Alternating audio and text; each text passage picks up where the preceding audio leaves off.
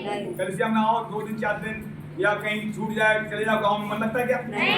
दिल लगता है क्या? तो समझ लो यीशु ने दिल आपका ले चुका है, अब आपको लेने आ रहा है। मीरा ने भी गवाही दी, बात को करना सिर्फ सुनना। मीरा ने गवाही दी, बच्चे ने रोका, पति ने रोका, पर इसने रो रो कर वहां उनके सामने इजहार कर दिया, मैं तो प्रभु की दीवानी हो गई। रो रो कर उसने बता दिया, तुम मत जानो कलीसिया बंद कर दो, लेकिन मेरे मन से अंदर से निकाल पाओगे? मैं इसके बिना रह पाऊंगी? अपने पति के सामने, अपने बेटे बहू के सामने खुल के बता दिया।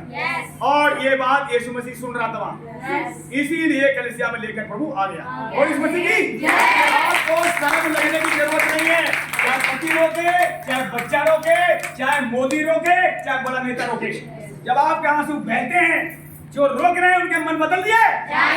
आपका प्यार दर्शाता है कि आप यीशु से प्रेम। इनके शब्द उस समय खुदा को दर्शा रहे थे कि ये बहन यीशु से प्यार करती है। मरियम, सुनिए, ध्यान सुनिए, आर यू रेडी? बात मत करना, ध्यान सुनना।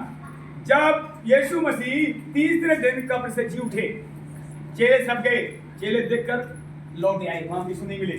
मरियम गई, जब तक यीशु वहां नहीं देखेंगे, यीशु नहीं है, लोथ महान है ही नहीं, कपड़े पड़े, लेकिन वहां लौट कर आई नहीं। क्यों नहीं आई? वो इतना प्यार करती थी, वो रोने लगी। वहां लोग कहते तुम क्यों रोते? अरे तुम अपने देखिए, जो अभी नहीं रोता है, रो के दिखाओ, तुम जानते हो तुम्हारे आंसू अभी नहीं निकल रहे हैं, रो के दिखाओ। आंसू उसे दिए जाते हैं जो प्यार करता है। लोग समझ नहीं पाते, ये आंसू है प्रेम वाले, जो आज दूसरों के लिए प्रार्थना कर रहे हैं। तो मरियम मां रो रही थी, माली समझ रही थी, हे मानी, मेरे प्रभु को तू कहां कौन ले गया छुड़ा कर, मुझे मरा हुआ ही दे दे, मैं तो ले जाऊंगी। ये प्रेम। आज लोग जिंदों को नहीं मिलने जाते, बीमारों को मिलने जाते, मरे हुए लेकर आ रही है। क्या है उसका? ये बात है, उसका रोना ये दर्शाता था कि मरियम यीशु से बहुत प्यार करती है। और उसी समय आवाज आई, हे मरियम, और उसने पीछे मुड़ के देखा, यीशु था। और यीशु ने कहा, अभी तक मैं स्वर्ग में पिता के पास गया नहीं हूं, मुझे छू मत, पर तू देख ले और जा कह दे, मैं जब जाऊंगा सबसे पहले गलील मिलूंगा। Yes no? तो आज अगर आपके अंदर प्रेम है, सैनिक की ताकत है, तो समझ लो बड़े इनाम साथ स्वर्ग में जाएंगे। इसलिए मेरी बहनों, हाथ जोड़ विनती कर रहा हूँ, कुछ भी समस्या करो आपस में, एक दूसरे तुरंत क्षमा मांगो, देर मत लगाओ, नहीं तो शैतान आपके मन में कड़वाहट और बढ़ा देगा। लोग क्यों टूट जाते हैं? कड़वाहट नहीं खत्म करते लोग एक दूसरे के लिए।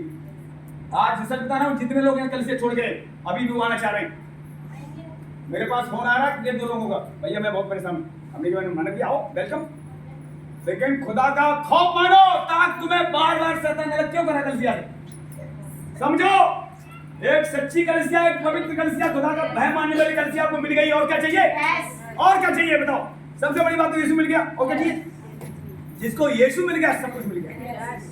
अब ये सफर है जो हमारा, अब जो सफर है, जब तक यीशु में यहाँ से लेना जाए तब तक उसके पीछे चलना ही, चाहे दुख आए चाहे आप देख सकते हैं। तो मेरे प्रियो, हम वचन में देख रहे हैं उसकी लंबाई, उसकी चौड़ाई, उसकी गहराई, उसकी ऊंचाई गहराई कितनी है, और मसीह के प्रेम को जान सको जो ज्ञान से परे है। देखो, ज्ञान से परे। आज संसार ज्ञान क्या है? रोटी, कपड़ा और मकान। अगर आपसे कोई प्यार करता है तो उसे आप प्यार करते हो, बराबर हो गए, बराबर। यीशु ने कहा था, यीशु मसीह ने कहा था, अगर तुम प्रेम करने वालों को प्रेम करते हो तो तुम्हें आशीष क्यों मिले? आशीष हकदार नहीं हो। जो तुमसे प्रेम नहीं करता है उससे प्रेम करो, तो आशीष के हक तुम्हारा बनता है। इसी को आपने कुछ दिया है तो फिर वापस ले रहे हो, तुम्हें आशीष क्यों मिले? अगर मान लो कोई बहन आपको वापस नहीं कर पा रही या भाई वापस नहीं कर पा रही, उससे मांगो मत, दे दिया तो अगर आ जाएगा तुम्हें वापस दे देगी। वो कलाम कहता है उधार लेने वालों को वापस देना चाहिए, लिखा है। अगर 1 रुपये आपने उधार लिया है तो उसको बिना मांगे दे दो, तो तुम्हारा फायदा है। सुनिए, जिन्होंने उधार लिया, क्या सब सुन रहे थे ध्यान से?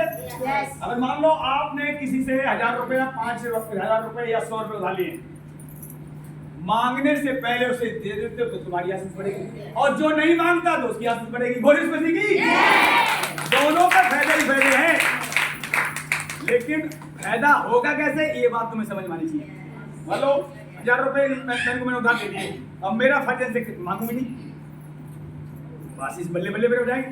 इनका फायदा जब होगा मांगने से पहले दे दें, यस ना, तब फायदा होता है। अब चुनाव आपके हाथ में, चुनाव जानते हो, जैसे आपने किसी पैसा लिया और आपने बोला या कुछ बोल दिया कि महीने में दे दूंगा या नहीं बोला, तो पता क्या, परमेश्वर किसी का कर्जदार नहीं। बाइबल में बताती है 1 रुपए में भी किसी का कर्जदार मत रहना, प्रेम इतना करना जो सामने वाला तुझे प्रेम ना कर पाए।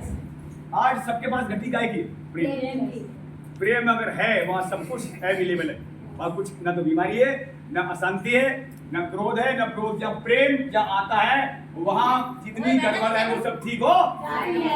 जो प्रेम की घटी है हमारे सबके अंदर, प्रेम के लिए प्रार्थना करो। तो हमने देखा मसीह के प्रेम में पहले हम सबको डूबना पड़ेगा, यस नो। अब इसी की 20 आयत जल्दी से पढ़े, 20 से पढ़े।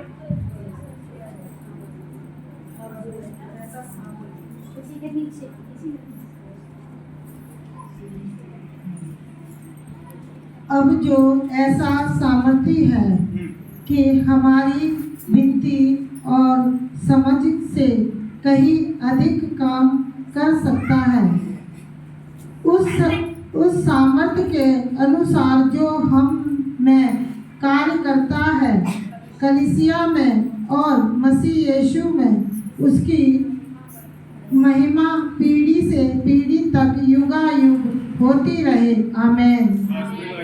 अब देखिए जो हमें मिला है, यीशु मसीह जो प्रभु में मिला है, बाइबल बताती है वो सामर्थ्य। देखिए वो इतना सामर्थ्य है, आप सोचोगे वो जानता है आपको क्या चाहिए, लेकिन आपको विश्वास होना चाहिए हमारा परमेश्वर वो हर एक काम कर सकता है जो हमारे जीवन में आप अभी तक नहीं हुआ है। इसीलिए क्या करना चाहिए, खड़े रहना और बने रहना। यीशु मसीह में खड़े रहना, बने रहना, अड़े रहना बहुत जरूरी है। जरूरी इसलिए है, ये आपका विश्वास दर्शाता है। अगर आप कलीसिया में समय पर आते हैं और चूकते नहीं है, घर में समय पर आते हैं चूकते नहीं है, ये आपका विश्वास बताता है कि आप ढीले नहीं। जो ढीले हो गए वो प्रार्थना कोई टाइम टेबल नहीं है, कलीसिया कोई टाइम टेबल नहीं है, जहां मर्जी फोन आ गया वहीं चल देते, कोई टाइम टेबल नहीं है। बहुत लोग तुम्हें बुलाएंगे इस समय।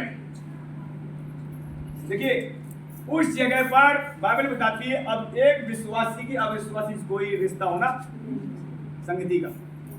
हेलो आए हो गई, इतना बहुत। ये नहीं 10 मिनट आपसे बात बैठ रहे हो, अपनी बातें सुना रहे हो, सुन रही, ठीक है। जैसे नंबर आए, अगर कोई दिक्कत तो सुनो, नहीं तो फालतू बातें हो रही चलते, क्योंकि आप वचन ने आपको बुद्धि समझ दी है। ये सुनो, अपना समय बर्बाद मत करो, नहीं तो देखिए खुदा को समय नहीं देते, ये समय हमें बर्बाद कर देगा।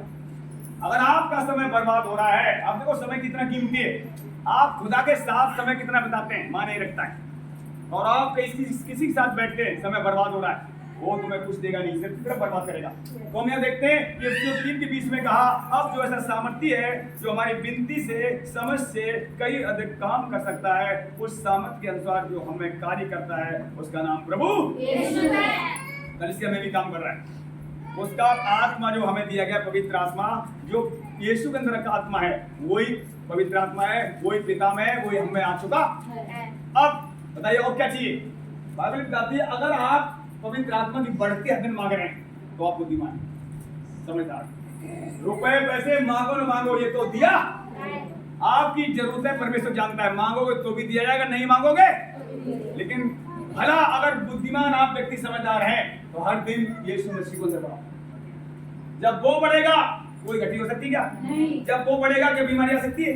वो बढ़ेगा अपने आप मन ठीक रहेगा। आपका मन डिस्टर्ब शैतान कर नहीं पाएगा। अगर यीशु बढ़ेगा, यीशु के साथ पता है आनंद जुड़ा हुआ है। यीशु के साथ कितने फल जुड़े हुए निकालेंगे? गलतियों 5 और 5 की 22 पढ़े।